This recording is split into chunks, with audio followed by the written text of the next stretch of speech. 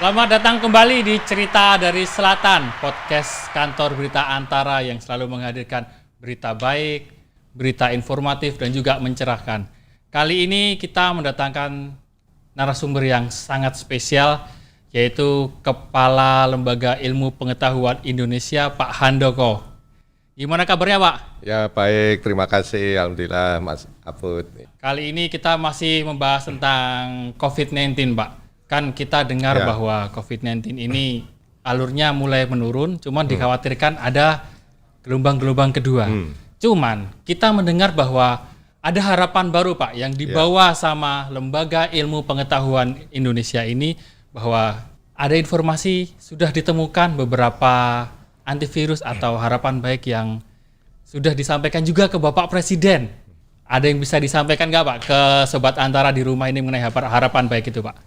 Ya, jadi pertama mungkin saya mau sedikit koreksi dulu. Jadi kita yang sejauh saya pahami, kita belum tahu apakah kita dalam proses turun atau masih datar, Betul. atau bahkan masih naik. Iya. Ya, gitu.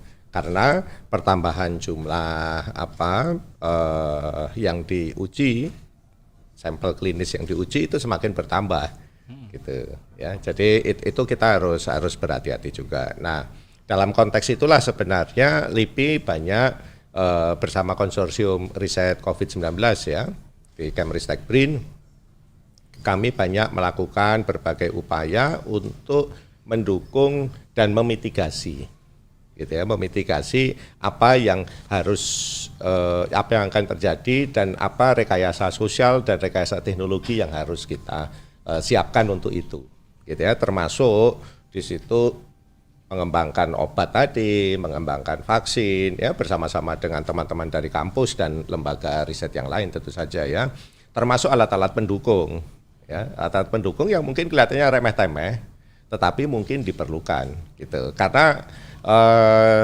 secara umum bisa kita sampaikan bahwa kita tidak bisa memprediksi kapan vaksin itu akan ada, bisa jadi tidak pernah ada, ya. Tapi tidak akan cepat, tidak mungkin cepat, gitu.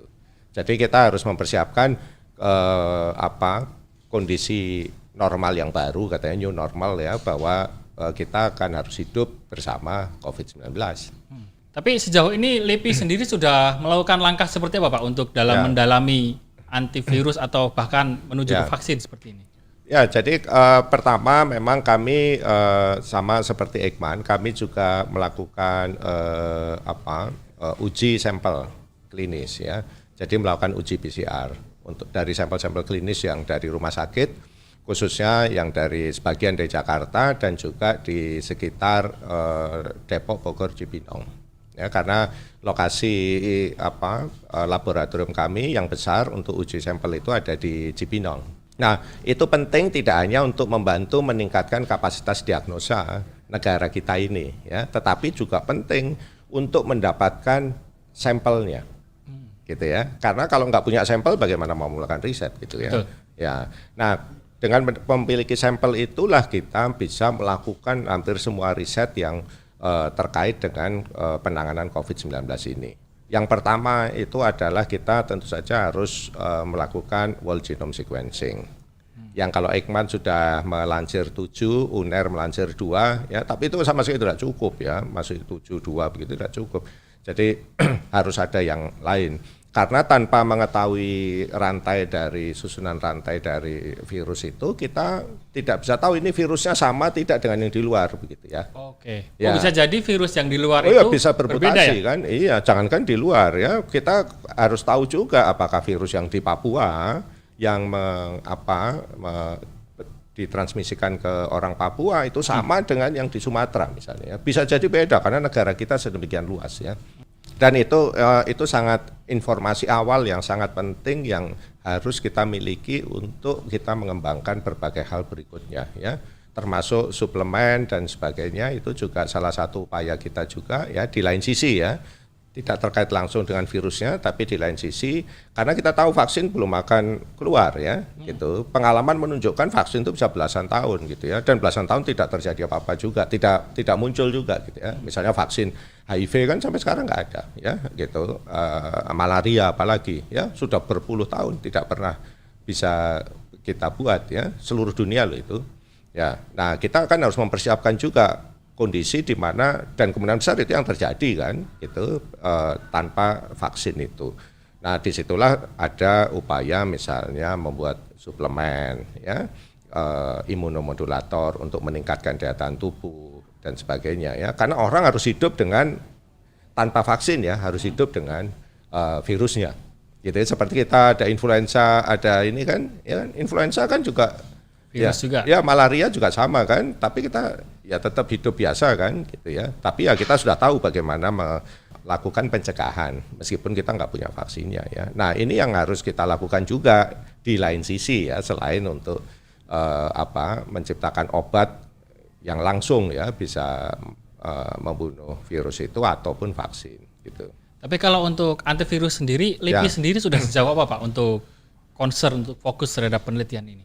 Ya, jadi kalau kandidat, ya, jadi hal-hal seperti itu pasti perlu waktu lama. Itu yang perlu saya sampaikan ke seluruh pemirsa, ya, supaya tidak memberikan ekspektasi dan kesalahpahaman, gitu ya. Jadi katakanlah antiviral untuk virus ini, kandidat banyak, karena udah banyak ya. Oh ya, karena LIPI itu kan memang salah satu fokusnya. Kami itu kan di bidang hayati, ya, salah satu fokus utama kami.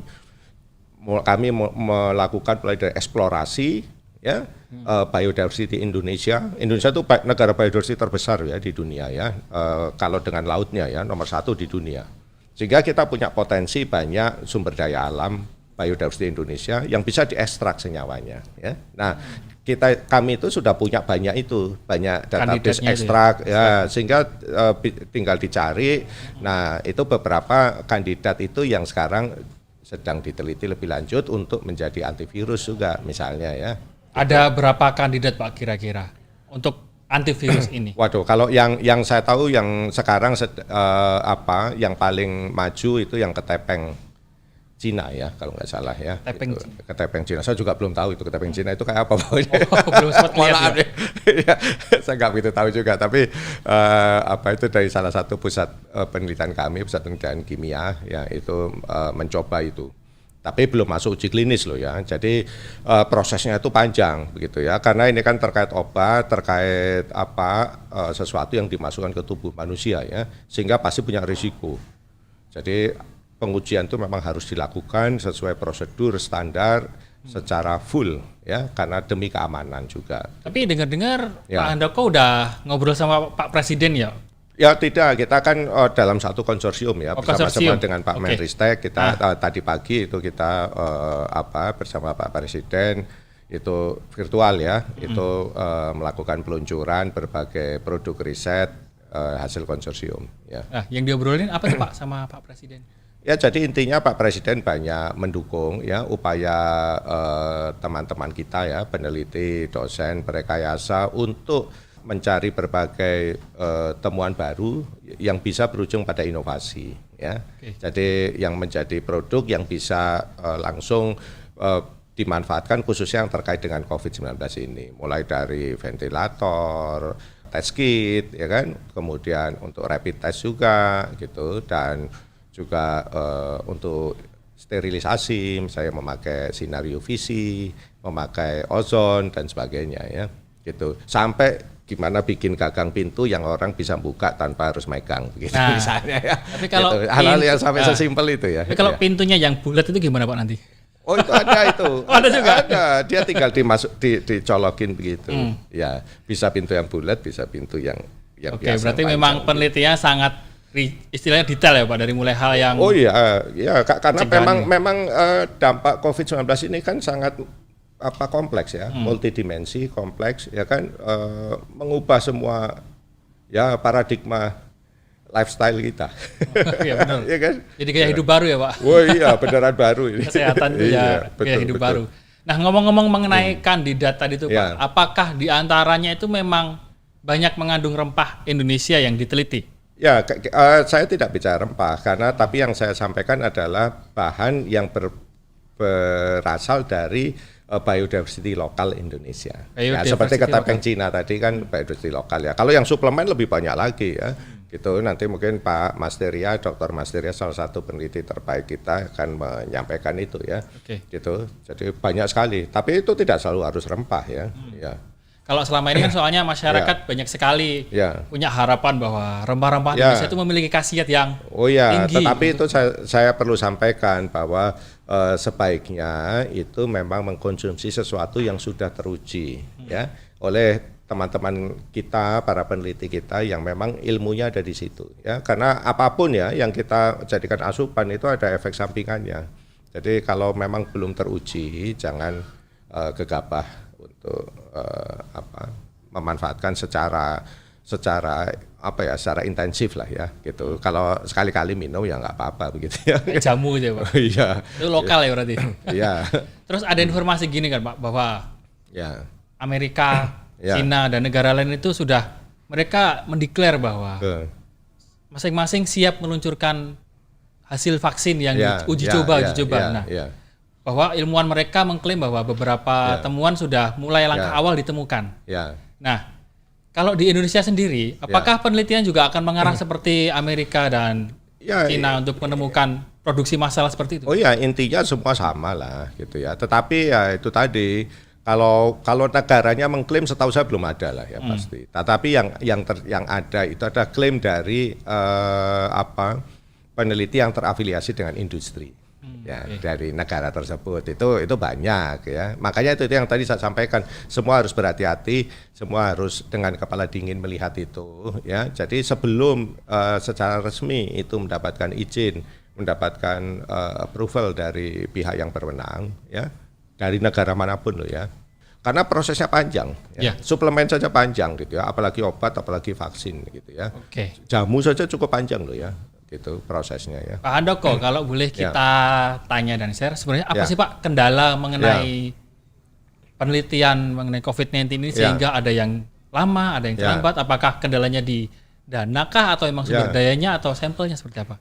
Kalau secara umum ya memang penelitian semacam ini penelitian yang perlu waktu lama, gitu ya. Khususnya yang terkait dengan tadi subjek manusia, gitu ya. Itu secara global memang standarnya ya seperti itu.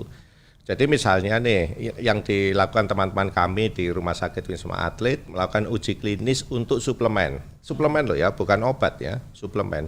Itu saja itu perlu waktu lama gitu ya, karena harus dicobakan dengan berbagai dosis yang berbeda ya. Ada yang placebo juga, dan setiap kasus yang berbeda itu jumlah pasiennya juga harus memenuhi ketentuan, tidak bisa hanya dicoba ke satu orang, tidak bisa, pasti minimal puluhan. Berarti untuk sumber daya manusianya sendiri sebenarnya ilmuwan Indonesia mumpuni ya Pak untuk bisa. Ya memang perlu waktu, jadi semua harus bersabar begitu ya. Seluruh dunia ya harus bersabar, meskipun kita tahu bahwa seluruh dunia berharap ini segera ada sesuatu gitu, keajaiban muncul begitu ya. Tapi ya kan secara ilmu sendiri bercerita tidak ada sesuatu yang instan ya. Ya, kita kecuali mie ya Pak. Ya, betul gitu. Karena kita harus memastikan bahwa itu punya khasiat gitu ya. Jadi intinya kita tidak boleh klaim sesuatu yang belum terbukti secara ilmiah. Jadi itu problemnya ya. Kita akan di sini bicara ilmiah yang bisa teruji dan terbukti ya. Iya gitu. Jadi kan nggak lucu nanti bisa dimanfaatkan untuk orang cari keuntungan doang kan. Oh ini punya khasiat ABC begitu ya, padahal belum masih diuji gitu ya, terus orang terpaksa tergoda beli, masih hipotesis kan, jadi tertipu kan, jadi kan tidak bisa begitu. Jadi kalau untuk klaim itu ya harus benar-benar, apalagi itu yang terkait dengan obat, alat kesehatan yang langsung, misalnya ventilator juga sama ya, itu tidak mudah. Kalau alat-alat yang ditemukan tadi Pak seperti ventilator, alat-alat pembuka pintu dan sebagainya, akankah itu diproduksi massal atau seperti apa Pak? Oh ya, jadi kalau itu tergantung pada kebutuhan tentu saja ya, kebutuhan pasar ya. Jadi akan kita lihat. Nah, itu salah satu yang memang temuan itu kan harus dibuat. Ya, harus diciptakan ya, harus ditampilkan, diciptakan. Nih, saya menemukan ini. Apakah nanti laku atau tidak? Ya kan? diproduksi atau tidak tergantung itu laku atau tidak. Laku atau tidak itu kan tergantung pada itu memecahkan problem apa yang mau beli tidak, ya kan? Sebenarnya kan prinsipnya sesimpel itu ya. Nah itu masalah yang berbeda. Tetapi bahwa temuan itu harus ada banyak itu sudah pasti. Meskipun tidak semua laku, karena ya tadi saya sampaikan kan, kalau kita misalnya nggak tahu saya misalnya bulan Agustus atau apa, ya sudah kita kan nggak mungkin PSBB terus ya, pasti tidak mungkin gitu ya. Jadi pada akhirnya kita akan harus hidup bersama COVID-nya kan. Ya. Nah, bagaimana cara kita hidup dengan COVID kan? Apakah semua orang harus pakai APD itu ya? Ya nggak usah APD lah, misalnya topi supaya nggak pakai masker gitu ya, misalnya pakai topi yang transparan kayak bola begitu misalnya kan, itu sudah ada kan juga ya yang menciptakan itu. Nah itu kan solusi-solusi rekayasa teknologi yang bisa jadi bermanfaat seperti itu. Terus misalnya koper UVC supaya paket-paket itu kalau datang ke rumah dia dimasukkan koper dulu, disinar 5 menit, virusnya mati baru diambil misalnya. Oh jadi sampai tahap ini sebenarnya LIPI sudah banyak hal yang dihasilkan dari penelitian. Oh ya karena kita penelitian itu harus begitu, harus mampu melihat, memitigasi potensi-potensi kebutuhan tadi. Hanya saja untuk produksi massal atau untuk finalisasi apakah ini antivirusnya itu masih dalam proses ya Pak? Oh ya jelas ya. Kalau misalnya ada yang bisa disampaikan Pak kepada Sobat Antara ini untuk menanggulangi, mencegah dari hal-hal sederhana itu apa Pak? Kan Bapak ini sebagai kepala ilmuwan Pak. Kepala-kepalanya ilmuwan kan berarti kan sangat sarinya ilmuwan gitu Pak. Apa yang bisa disampaikan kepada Sobat-Sobat Antara ini agar bisa melakukan pencegahan secara mandiri gitu Pak? Yang ilmuwan itu ilmuannya itu, bukan saya. Karena saya kan ngurusi manajemennya ya. Kalau kepala LIPI itu bukan ilmuwan ya sekarang gitu ya. Kalau sudah berhenti jadi ilmuwan lagi boleh. Boleh. Ya, tapi kalau secara umum jadi tadi ya terkait yang di Mas Afud tadi, jadi disiplin. Tidak ada yang lain, disiplin. Tentang apa tuh Pak disiplinnya? Ya, disiplin bahwa COVID-nya kan masih ada. Betul. Dan tidak akan pergi. Gitu ya. Ya. Jadi lupakan bahwa COVID-nya itu pergi sendiri. Pasti masih ada terus ya, sama halnya dengan malaria sama ya kan. Berdarah seperti itu kan sampai sekarang juga masih ada terus gitu ya. Jadi kita harus hidup dengan beliau-beliau itu, virus-virus itu kan. Oh nggak mau ya Pak? Ya gitu. Nah sekarang disiplin itu maksudnya apa? Ya disiplin yang berbasis pada yang fakta yang dijustifikasi oleh orang-orang yang berilmu tadi lah ya, teman-teman saya itu, bukan saya ya gitu. Jadi nah artinya apa? Ya sekarang kita semua semua orang ya harus mau belajar gitu dan harus belajar ya kan gitu. Kan orang udah tahu sejak dulu ya, sejak kita kecil gitu, kalau ada banyak nyamuk jangan ke situ begitu ya. Betul. Iya kan? Itu kan hal yang paling simpel kan. Ini kan lebih kecil dari nyamuk, Pak. Ya ya, tapi maksud saya pengetahuan itu sudah harus mulai ada. Iya gitu. Jadi memang masih ada itu berkeliaran beliau-beliau virus-virus tadi itu kan, virus SARS-CoV-2 itu. Ya sudah kalau keluar saya pakai masker. Itu paling minimal. Tapi itu saja nggak cukup kan. Betul. Gitu. Yang kedua harus jaga jarak. Ya, sementara ini minimal ya itu yang harus dilakukan ya. Kalaupun harus keluar gitu. Dan mungkin kelak kita terpaksa harus keluar juga kan. Gitu. Tidak bisa sekolah libur terus juga ya. Repot juga kan gitu. Meskipun nanti kita juga harus menciptakan protokol baru. Iya Pak, kalau sekolah libur nanti yang ngisi jadi ilmuwan LIPI selanjutnya siapa Pak? Nah repot kan. LIPI kosong nanti. Iya kosong kan gitu. Betul juga Pak. Ya kan. Nah jadi habis ini memang yang harus kita pikirkan bersama ya, tidak hanya pemerintah itu, tidak hanya kami juga, itu adalah bagaimana membuat protokol untuk setiap aktivitas. Oh standarnya operasional. Oh iya gitu. Kalau di terminal kayak apa, kalau di bandara seperti apa. Dan nantinya kita harus siap hidup seperti itu. Oh iya ya harus dong. Jangka panjang. Iya, kalau di sekolah gimana? Ternyata sekolah nggak harus 5 hari masuk juga nggak problem kan? Semua orang sepakat itu sekarang pasti ya. Sama halnya kerja juga ya, kerja wartawan juga begitu kan mungkin ya.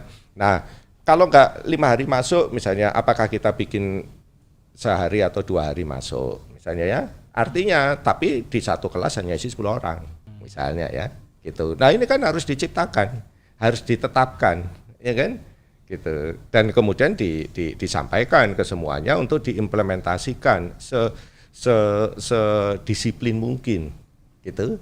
Sehingga misalnya anak sekolah tadi ya sudah seminggu 2 hari masuk selang sehari ya kan gitu, tapi 10 orang ya. gitu. Habis itu selain itu dia online. Kalau perlu nggak ada PR ya Pak? Wah itu lebih bagus lagi. Didukung loh. Oh iya, kalau saya mendukung itu saya dulu nggak demen ada PR. Iya. Kepala LIPI aja nggak demen. Akhirnya ada ketawa dengan statement saya. Cuma serius ya tadi. Iya, makanya itu Pak.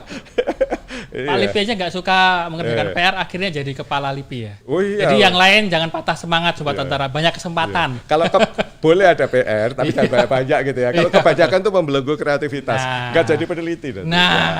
Nanti jadinya ya sudahlah.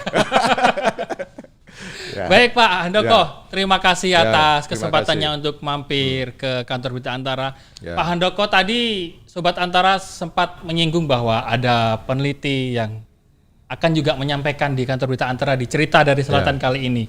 Setelah sesi ini kita akan ngobrol lebih lanjut bahwa apa yang sudah ditemukan oleh LIPI sejauh ini mengenai COVID-19. Bisa jadi memang ada harapan baru atau memang kita harus bersabar sampai vaksin itu keluar ya Pak? Ya, tapi minimal kalau dalam beberapa bulan ini insya Allah belum vaksin barangkali ya, tapi sesuatu yang lebih memudahkan kita hidup bersama COVID, insya Allah akan ada lah ya. Akan ada mulai banyak bermunculan, pasti. Wah, Pak Handoko merahasiakan nih. Oh iya dong, namanya juga kan nanti ditiru orang. Kan? Tapi udah ada ya Pak itu ya Pak, yang penting ya Pak? Oh iya dong. Tinggal nunggu waktunya aja. Iya, kan semua orang berusaha ya. Wah, ya gitu. Kita nggak sabar. Rahasia bisnis itu. Ya, Pak. LIPI sekarang bisnis juga berarti. Menarik Pak, tapi kita mendukung untuk itu Pak. Untuk bisa berkembang dan menemukan itu Pak. Ya, enggak sih, nanti tanya lah ke penelitinya, boleh dibuka. Berarti nggak perlu beberapa bulan, beberapa saat lagi. Terima kasih Pak Handoko sudah sharing bersama kantor Berita Antara di podcast Cerita dari Selatan. Semoga harapan Pak Handoko tadi akan banyak memunculkan ilmuwan-ilmuwan baru tanpa PR tentunya ya Pak. Oh ya, setuju. Terima kasih Pak Handoko, sampai jumpa di sesi selanjutnya. Ya, salam sehat.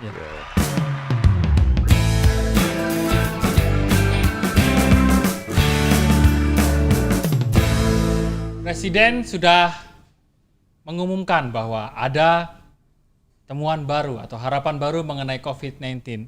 Apakah yang sebenarnya diresmikan atau diluncurkan oleh Bapak Presiden Jokowi dan ternyata adalah sebuah obat mengenai COVID-19? Apakah ini akan menjadi harapan baru? Apakah ini juga akan menjadi antivirus ataupun antibodi atau untuk kekebalan tubuh? Kita akan membahas kali ini yang mengenai suatu obat yang udah dibahas Bapak Presiden Jokowi, dan kita langsung bertemu dan ngobrol langsung dengan pencipta obat ini, yaitu Pak Masteria. Terima kasih Mas. Ya, saya bukan penciptanya. Jadi gimana? Saya sebutnya perumusan atau penciptanya? Ya, kita tim yang merumuskan segalanya gitu. Banyak institusi yang terlibat, bukan hanya LIPI sebenarnya, juga banyak PT Kalbe juga yang mendukung kami. Kemudian juga ada Perhimpunan Dokter Pengembang Obat Tradisional dan Jamu. Kemudian ada juga dari Universitas Gadjah Mada juga yang membantu kami. Kemudian banyak sekali yang tim uji klinis yang akan membantu nantinya, yaitu Perhimpunan Dokter Paru Indonesia, BNPB, kemudian juga jajaran Rumah Sakit Darurat Wisma Atlet, khususnya Kapuskes TNI, seperti itu. Jadi ini apa sebenarnya ini Pak? Obat apa ini? Ya itu lebih ke sebenarnya lebih herbal, jadi herbal tradisional. Jadi di dalamnya itu lebih banyak sebenarnya herbal yang ada di tumbuh dan berkembang atau asli dari Indonesia. Nah, bisa sekalian ditunjukkan. Iya. Di dalamnya itu ada, misalnya ada, kalau kita nenek moyang kita sudah banyak memakainya. Di dalamnya itu ada meniran, sambiloto, daun sembung, dan jahe merah. Ini sudah sangat berabad-abad atau sejak dahulu kala dipakai oleh nenek moyang kita untuk misalnya untuk meningkatkan sistem imun, sebagai antiinflamasi, sebagai antivirus. Nah, kami ingin mencoba ini untuk uji klinisnya, bahwa ini bisa tidak mengembangkan atau meningkatkan sistem imun dari pasien SARS-CoV-2. Karena kalau kita tahu bahwa kalau patogen atau virus yang masuk ke manusia, yang paling pertama diserang itu adalah sistem imunnya kita. Nah, makanya diperlukan kalau kita sistem imun kitanya kalah, nah kita akan mendapatkan penyakit. Contohnya itu kalau si SARS-CoV-2 masuk ke dalam tubuh kita, kemudian kita mendapatkan penyakit yang dinamakan COVID-19. seperti itu.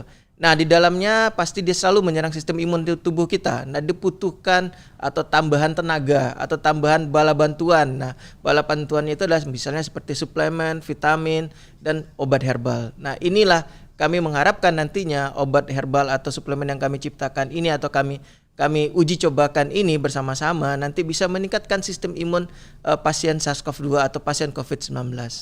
Jadi ketika pasien yang sudah menderita COVID-19, ketika mengkonsumsi obat itu, ada kemungkinan itu bisa menjadi lebih baik. Ya, meningkatkan sistem imun tubuhnya dan dia melawan si virus itu. Jadi sistem imunnya melawan si virus. Karena saat ini kan kita belum bisa menciptakan antivirus. Ya, antivirus itu adalah senyawa misalnya yang bisa melawan si virus tersebut gitu. Nah, salah satunya sekarang adalah dalam tubuh kita. Tubuh kita itu sudah punya antivirus alami dalam tubuh kita. Nah, antivirus alami dalam tubuh kita itu bisa kuat, bisa tidak. Nah, itu tergantung dalam kondisi tubuh kita. Nah, untuk meningkatkan kondisi tubuh kita atau sistem imun kita yang paling kuat itu kita harus punya bala bantuan kalau kita sakit diserang oleh SARS-CoV-2 seperti itu. Dan obat ini baru? Ini sebenarnya sudah baru, jadi di izin edar BPOM-nya sudah ada, kemudian kita bersama-sama dengan Kalbe juga, kemudian Kalbe memproduksinya. Nah, ini yang akan nanti kita kalau ini berhasil nanti kita sudah siap untuk produksi massalnya. Dan obat ini sudah diproduksi pada intinya? Sudah, untuk uji klinik kita sudah memproduksinya. Hanya memang belum diedarkan ke masyarakat karena tahapan uji klinisnya belum selesai sepenuhnya. Ya, kalau kita lebih banyak ingin mengklaim nantinya untuk meningkatkan sistem imun si pasien COVID-19.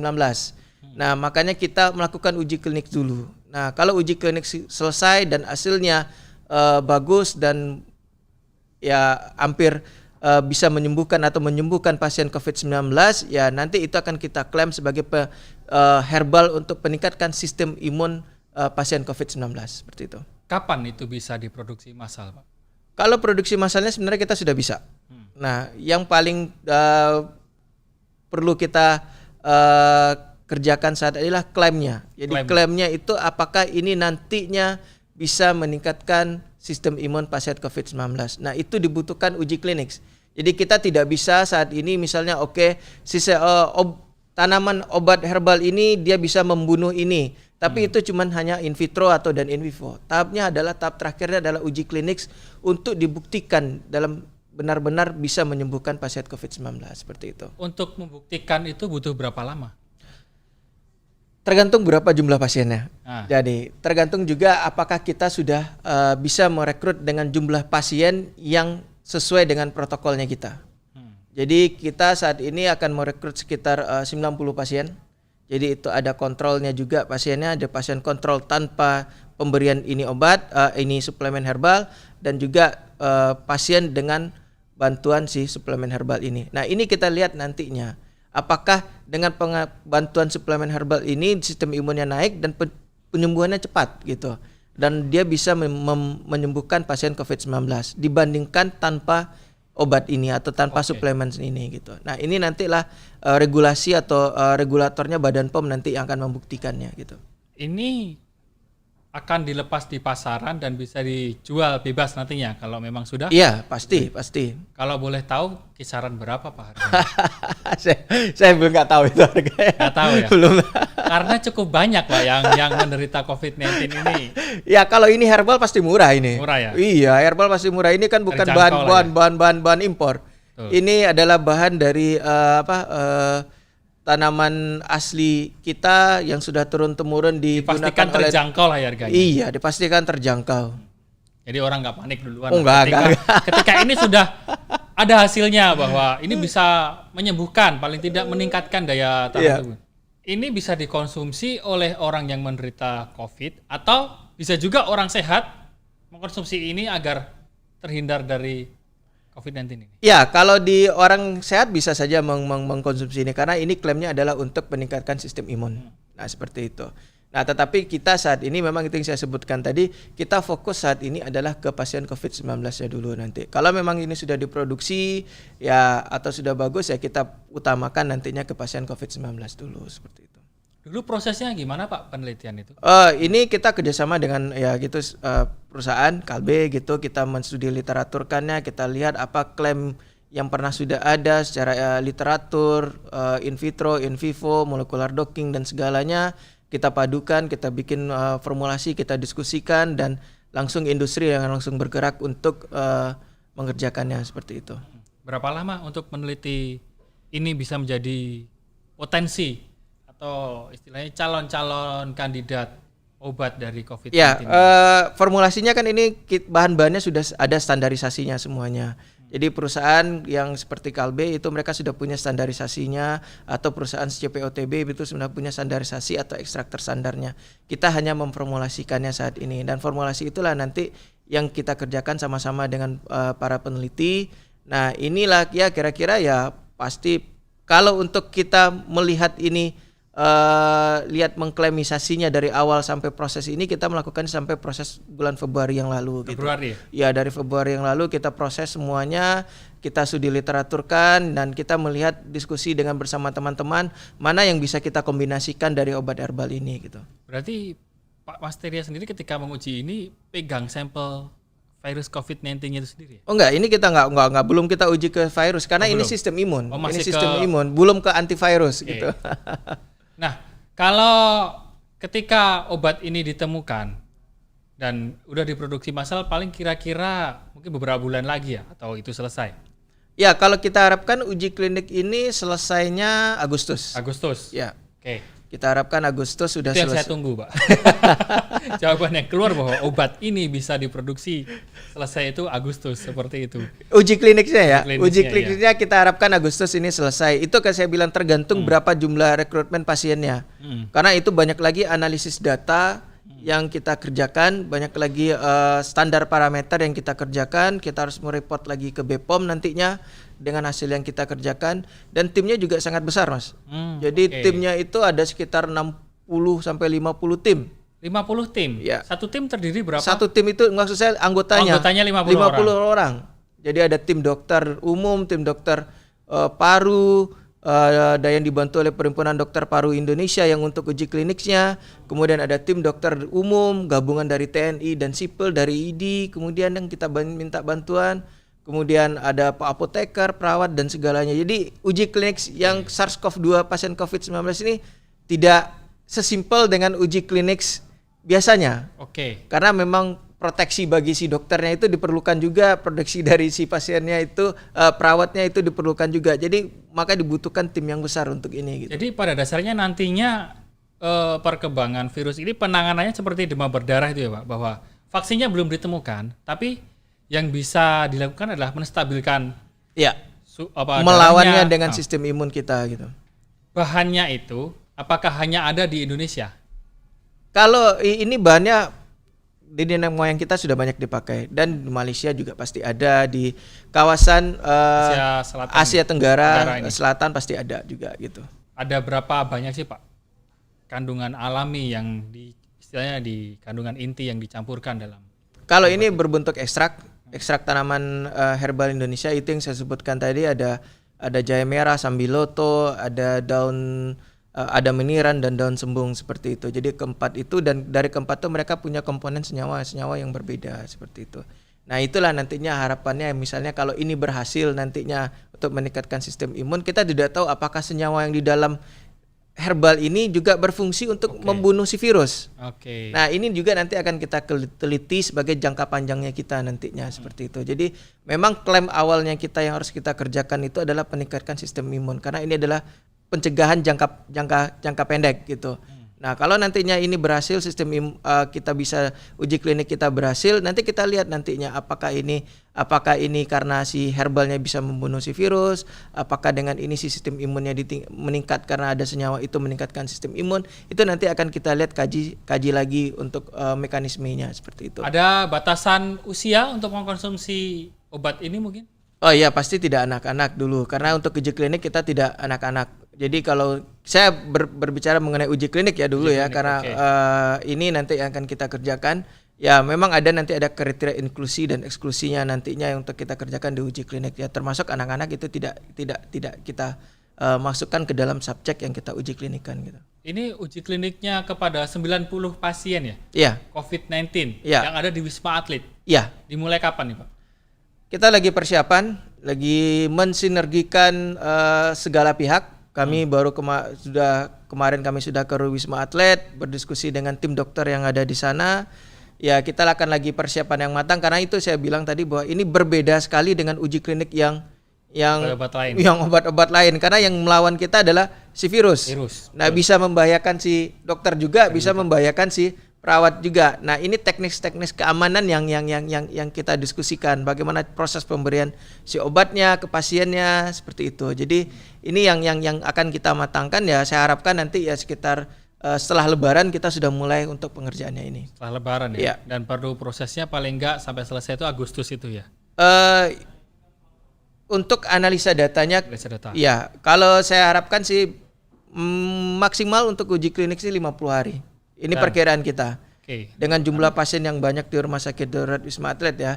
Nah, itu kita berharap ya dalam 30 hari dan 50 hari sebenarnya. Dan setelah uji klinis 50 hari itu selesai, ya kita analisa data.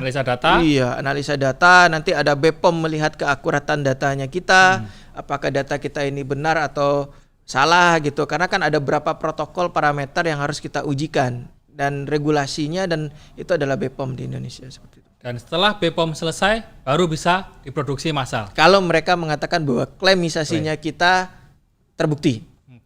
Ya. Kalau itu tidak terbukti akan ada uji-uji yang lain lagi berarti ya? Ya, kita juga mempersiapkannya seperti itu. Ada plan B-nya ya? Ada plan B-nya. Mudah-mudahan saya doakan. Saya berharap tidak ada lagi. Iya, makanya. Karena bingung. Agar kita selesai ya ini. Itu dikonsumsi sehari 3 kali seperti obat atau hanya cukup sekali untuk ujian ini? Dikonsumsi 2 kali. Kalau ini kita belum tahu dosisnya bagaimana, makanya kita diskusi dengan para dokter. Ya kalau kita harap itu 2 kali sehari dulu. 2 kali sehari dulu ya, untuk uji awal ini ya? Karena kan ada placebo. Jadi 3 kali itu ada 1 placebo di tengahnya seperti itu.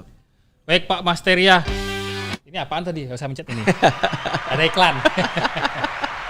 Terima kasih atas waktunya bahwa ternyata udah ada harapan baru yang mulai muncul bahwa ketika obat ini yang sudah diresmikan oleh Pak Presiden Jokowi dan di launching bahwa ini akan menjadi kandidat salah satu pemicu antibodi kita untuk melawan virus COVID-19 dan semoga saja obat ini bisa segera lolos uji klinis dan uji BPOM juga dan juga setelah itu tidak ada lagi penyakit-penyakit yang harus diuji kita lagi dan semoga ini akhir dari COVID-19 ya Pak, dengan ditemukannya. Akhir kita pakai masker. Oh iya betul.